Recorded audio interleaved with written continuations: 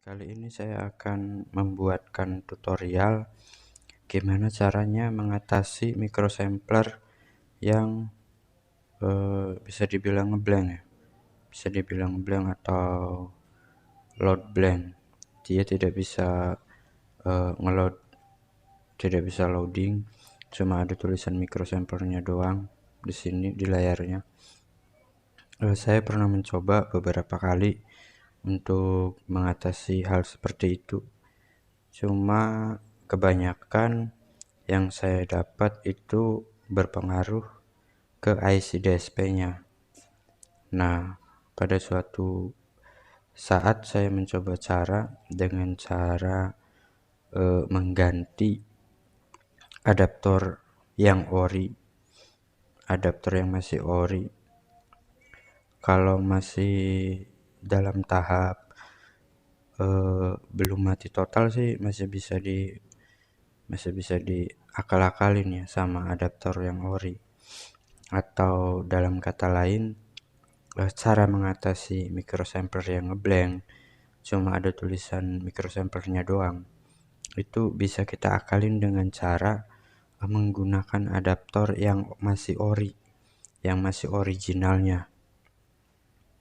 Saya pernah mencoba itu dan itu berhasil.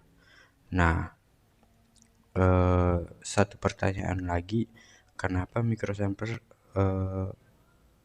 kebanyakan berkendala seperti itu pada ngeblank tulisan microsamplernya doang?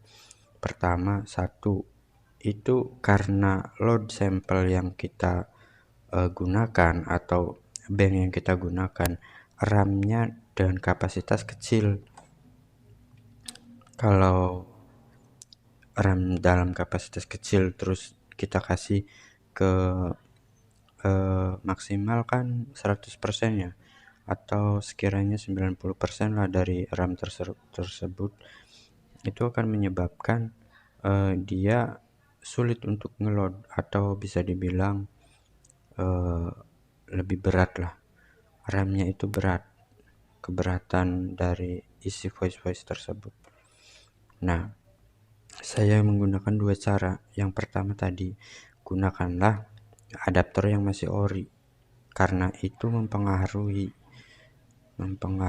dari kelistrikan microsampler ini.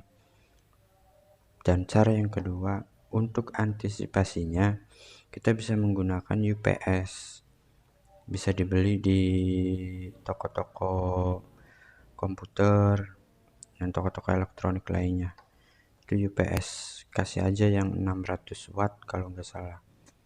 Ada yang 600 watt, ada yang ya sesuaikan aja sekiranya dengan budget kita. Itu pengalaman saya pribadi dalam menggunakan microsampler ini.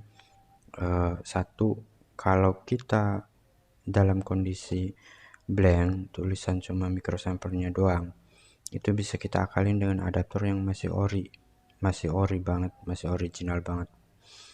Nah, kalau sudah berhasil, kita gunakan UPS